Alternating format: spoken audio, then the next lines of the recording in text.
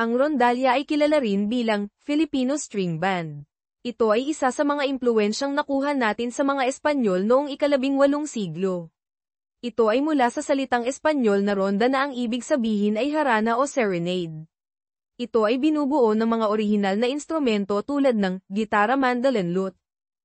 Noong una, ang tinutugtog lamang sa rondalya ay mga awitin at komposisyon na mula sa Europa.